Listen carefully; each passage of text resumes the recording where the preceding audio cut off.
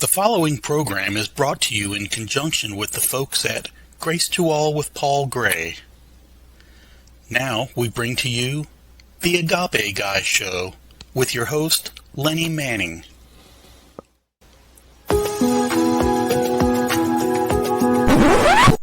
Oops, let's go to our new theme and play the new theme music.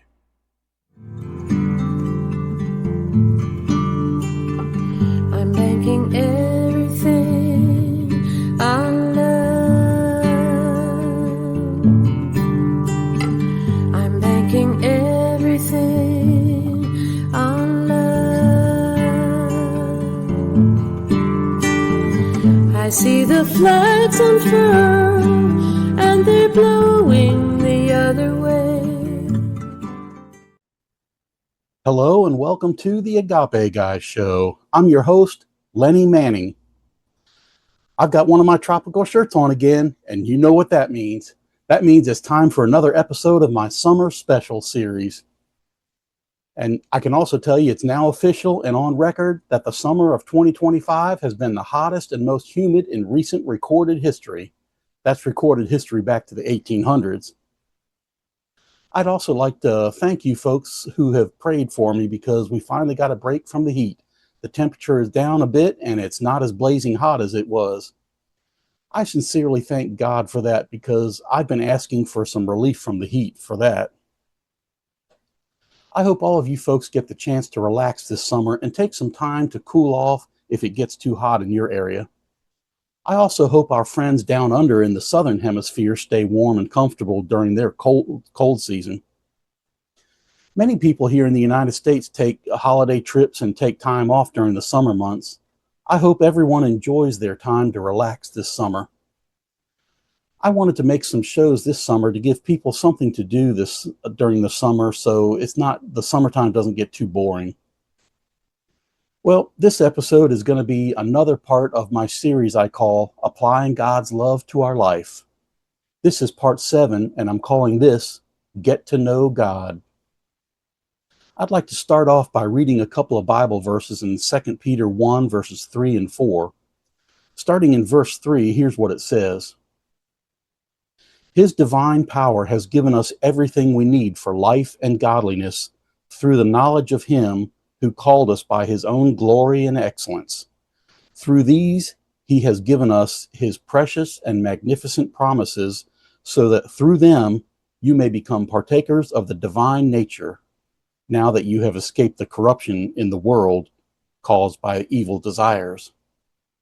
I'd like to especially point out the phrase, through the knowledge of Him, or God. Like it says in verse 3, His divine power has given us everything we need for life and godliness through the knowledge of Him who called us. Now, I mentioned in a previous episode that this means getting to know God in a personal, relational, and experiential way. Yet it also seems to be saying that if we get to know God this way, we get everything we need for life and quote-unquote godliness. At least that seems to be what the beginning of verse 3 seems to be saying. Now, some people might say that they have tried to get to know God and get to know His love, but nothing changed in their life. They might say that they still have difficulties in life and problems that don't go away or don't go away instantly. Maybe you could also ask God to show you His love in the midst of your situation or problems in life. Perhaps if life makes you feel like you have no peace of mind, then ask God to show you His love so you can have peace of mind. Perhaps you could ask for peace of mind while you're still in the midst of life's difficulties. Maybe you have some big problems in your life or you're depressed. Well, then don't be afraid to find a good psychologist to talk to. Maybe a psychologist can help you make sense of your situation. Maybe if a family member isn't being so nice, the psychologist might recommend the Boundaries book. Maybe they can help you sort through all the intricacies of your situation. A few years ago, I got depressed and talked to a psychologist, and they showed me some pages from the Boundary book. I liked it so much that I got the book and went through the whole thing. I can tell you that as I learned to set up good boundaries, it resolved a lot of my problems. It didn't get resolved overnight, but I started to have more peace of mind throughout the process. To be bluntly honest, I sent a short write-up of my boundaries to my family in a mass Facebook private message. You know what happened? Some family members immediately got even more verbally abusive toward me. So I had to follow through with what I said I would do if they overstepped my boundaries. So I had to block one person and had to completely stop interacting with them for a while. A short time later, another family member got angry with me, blocked me on Facebook, and did some other unkind things. It got resolved after a while, and things are calm now. I've noticed that many people have almost no clue whatsoever about what good boundaries are or what they are like. I've also noticed that many religious Christians here in the Western world are especially clueless about boundaries. Many of these folks think it's their place in life to go around verbally abusing people for any perceived failing in life.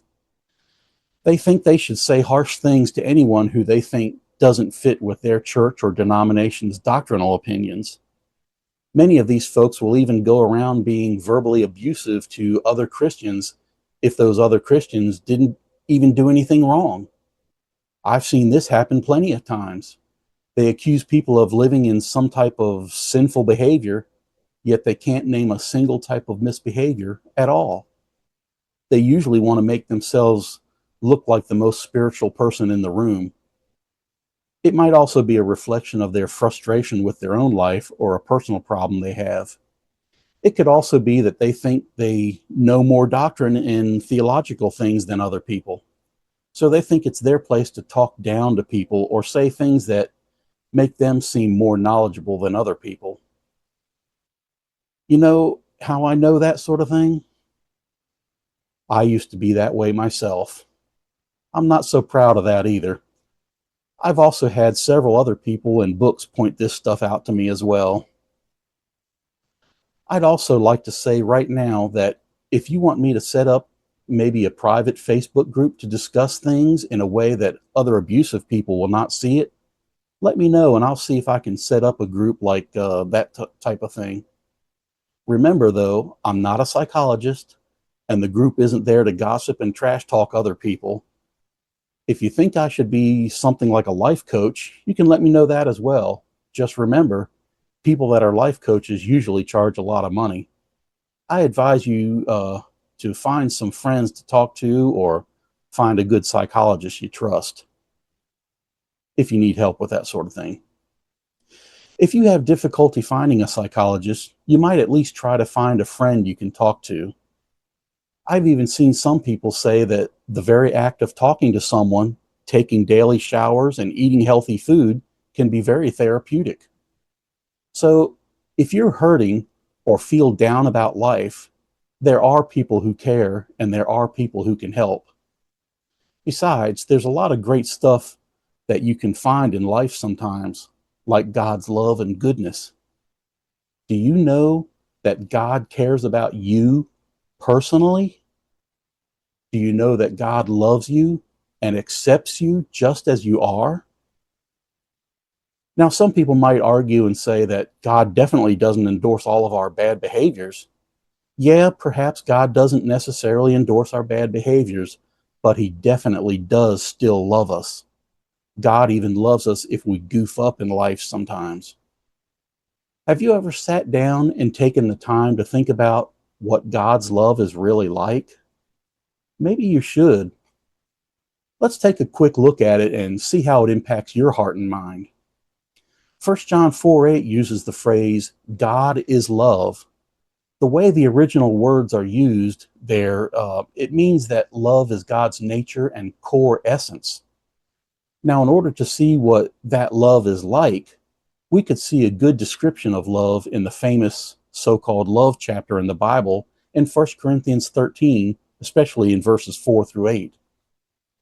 Since God is love, we could exchange the word love there for God. Just use that to show you what God's love is like. It might read something like this: God is kind to you. God is patient to you. He doesn't act envious, boastful, or proud to you. God isn't rude to you. God isn't self-seeking or self-serving. So in other words, he looks out for your interest too. God isn't provoked to anger against you, and God keeps no record of your wrongs. I personally think that's a good display of what God's love is like. I think you could also look at the fruit of the Spirit in Galatians 5:22 and 23 as well. You could see God's character there quite good. Let's rearrange the words in a similar way to see some things in those verses. I think you could word it something like this: God loves you. God takes joy in knowing you. God has peace of mind in knowing you. God enjoys having patience towards you. God will always show you kindness. God will always treat you good and show goodness toward you. God will always stay faithful to you and never leave you. God is always gentle toward you, and God will always use self-control in how he deals with you. Believe it or not, that is how God is toward you, and that is how he will always act toward you. It doesn't matter if you believe it or not, it will still always be true. If you ever come across a time in your life when you see the opposite, then the opposite isn't from God. God will always show these good things toward you.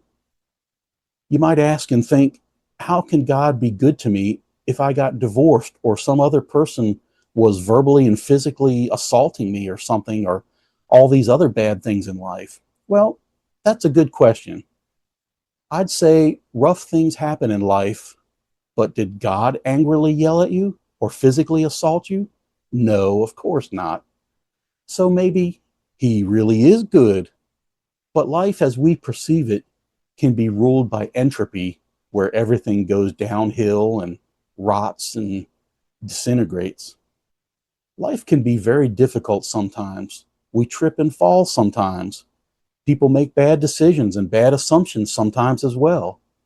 Many times those bad assumptions lead to divorces, violence, dishonesty, broken relationships, and mistreatment. Some people might say, yeah, but Lenny, what could possibly make a church leader be so abusive toward me for little or no reason? They must be evil, right? Well, you might be surprised what can happen in a person's life that leads them to act out towards other people. They might have a lot of their own internal mental struggles, bad decisions, bad attempts at self-protection, and many various types of similar things. Many of the difficulties in life that we suffer through might be a combination of many of these types of things. It may have little or nothing to do with us at all. It might be more about the problems that other people are going through, not to mention those bad decisions and bad assumptions they made. I've even heard one guy say that it would likely take a really big problem in a person's life to make them turn against a close friend. I've even heard some folks say that some pastors are abusive because they're trying to cover up their own problems. Some of those problems might be things like lust, feelings of inadequacy, or feelings of worthlessness, or feeling like they just don't measure up. You can see some of that type of stuff in the book So You Don't Want to Go to Church Anymore.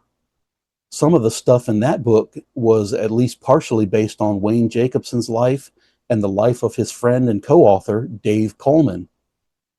Now, I know that some of you out there are feeling lonely, heartbroken, let down, and those cringeworthy things that make you just ache inside. You ache from the loss of some relationships, or you might also ache from some painful experiences. Try not to let those things stop you from getting to know God, his love, and his provision in your life. Don't let any of it stop you from getting to know God better and better. I even noticed something years ago when I first stepped away from typical conventional church groups. The thing I noticed was that leaving bad churches can make you experience what some people call church detox. That's what a lot of house church folks used to call it. I've read a few books that said the same things. I also started to see those symptoms in me and many of my friends who left some bad church groups. I also noticed that church detox can have many of the same symptoms as detoxing from drugs and alcohol addictions. I think it's okay to say that if a church causes that type of problem, it can't be good. It cannot be good at all. Those type of church groups likely had some leadership that was controlling and possibly abusive. Some people might even say that my friends and I who left a rough church group had a type of religious addiction. Some of the symptoms for religious addiction include these that are on my short list right here. 1, emotional outbursts and irritability. 2, confused thinking. 3, inability to concentrate. 4, depression. 5, nightmares. 6, marital instability to a greater degree than an average normal couple. 7, recidivism cravings or desire to return to their addiction of choice, or in this case, it's visiting other similar types of church groups. It can also result in indecisiveness, flashbacks, being fidgety or having nervous energy, and you can go back and forth trying to do stuff like you're hyper. Some people will sit still for long periods of time thinking about whether the old group they had attended was good or bad, or if some of their ideology was good or bad. They might sit there looking like they're in a daze as if they're just dwelling on their thoughts.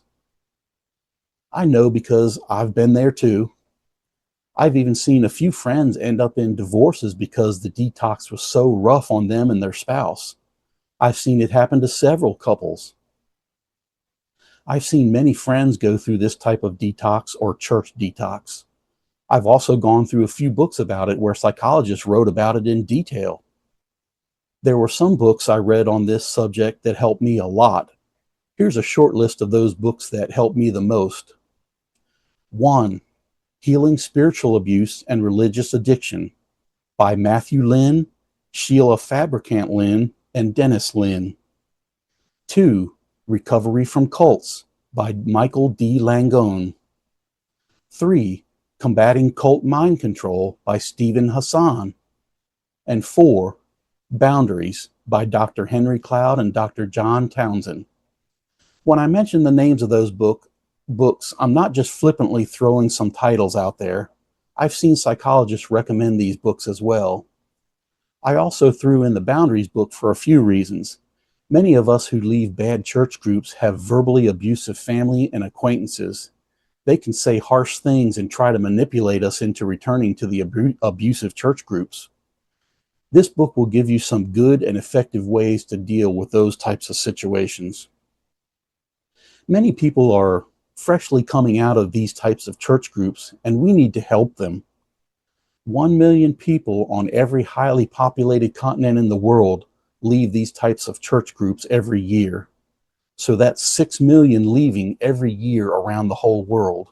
Those numbers have been steady for at least 2 decades, if not 3 or 4 decades.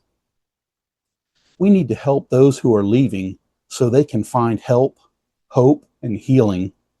They're likely confused, hurting, feeling unsure about life, and don't know what to do or what to believe. I know years ago the phrase church detox was a type of buzzword among house church folks and other people who were leaving abusive church groups. Yet, since many more are still coming out of a lot of these church groups like this, we need to bring out those helpful books once again. We also need to remember all those things that helped us along and helped us heal. There's only one thing I remember that helped keep my feet on the ground and helped me heal from church detox. The main thing was God's love. I later expanded on it and learned about God's all-inclusive love. Then these other books helped bring healing to those other nooks and crannies of my life that needed to be given some special attention so they could heal. There are many people in similar situations that need similar healing these days. Many of these folks are hurting and confused because their life fell apart when they had to walk away from their churches. They likely only attended one church or group of churches in their life, and now they don't have those anymore. So they feel like their life fell apart. They don't know who or what to trust, and they don't know where to go for healing or get help or to put their life together again. A lot of us who have been there and through these tough adjustments in life need to look for folks like this and offer some help, especially if you went through a rough church detox.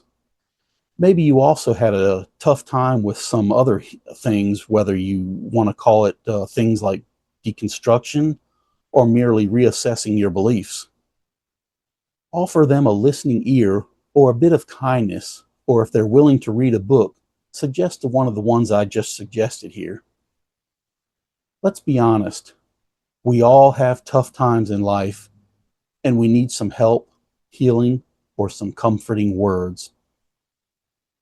I'm grateful for those times in life when people gave me some comfort or guidance that was helpful. I know a lot of people need that and they're hungry for it. So maybe we can all look for those people who are hungry for it or they're hurting. Maybe they need a helping hand to lift them out of their misery and drudgery. So let's help them out. So sometimes there's many different types of stuff that can make us and others seem to feel like we aren't experiencing God's love and goodness. It doesn't mean it isn't there for us, but maybe we need somebody to help us sort through some things and sort out things in our lives. Be willing to look for people who can help you, or look for a psychologist who can help, especially if you're depressed. If one psychologist doesn't work out, then keep looking for another good one you can work with. Like the story Pilgrim's Progress, you'll likely find a friend along the way sometimes, yet it might not be a permanent situation and they might not be there till the end. Sometimes people move on in life. Sometimes it's to get a better job. Sometimes people get married and then move away. Sometimes marriages don't work out. Sometimes people pass on. It's sad, but it's a part of the journey.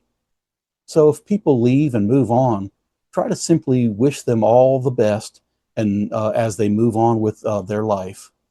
Try to find more friends or someone to talk to. Maybe you could find friends on social media. Maybe, like I said, you can find a good psychologist. If you're a praying person, maybe you could pray for God to help you or to help you help other people.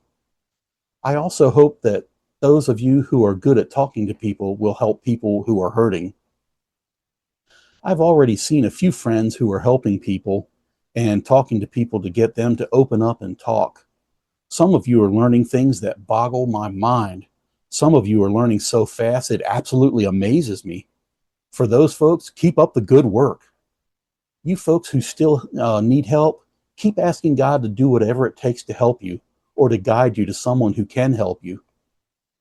Several years ago, I kept praying to meet friends, but I didn't seem to find all that many. I'd find one to talk to for a while, and then they would move on.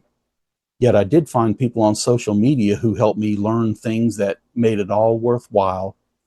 I went from a primitive understanding of God's love to learning about God's all-inclusive love. I also learned a few other things that were so mind-blowing that it amazed me at what I had learned. So try not to pigeonhole God into thinking he can only help you in one type of a way. Instead, be willing to accept that those many different ways that God can help and guide in your life. If you feel like you're ready to move on to learn more deep things in life, then let God know that too. I believe God can help in whatever you need at the time that you need it. Yet it might not be in the shape you thought it might come in. Sometimes God just does stuff like that, if you can imagine that. So let's get to know God and his love so we can share it with other people in order to help them heal as well as heal us. Well, right now, let's end the show today with a word of encouragement. Here's a quote from Wayne Jacobson's book, He Loves Me. He's talking about God's love here, and he says this, quote, "When you know how much you're loved, you'll find trusting him, or God, to be as easy as breathing. End quote. I think that's something we should all sit and ponder for a while. So I'll give you time to think about it. And as for now, I'm Lenny Manning saying I hope to see you in the next episode of the Agape Guy Show. Goodbye for now.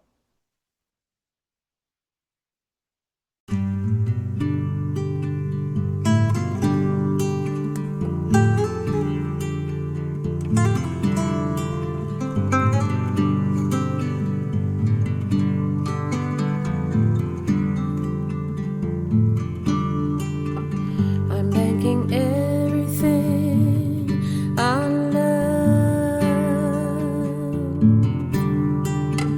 I'm banking everything on love. I see the flags unfurl and they're blowing the other way. I see the anchor rising and the ship moving away.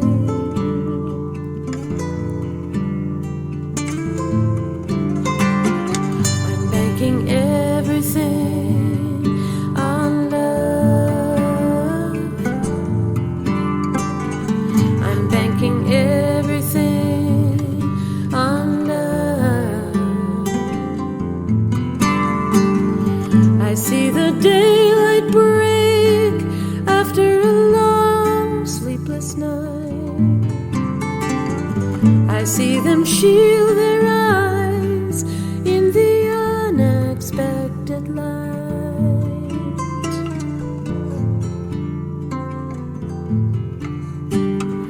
I'm banking everything on love. I'm banking everything on love. I see the axe come down at the base of a fruitless tree. I see the cannons firing at the towers of slavery. All my investments are null and void, and I'm dancing with my friend. What a surprise to see a beginning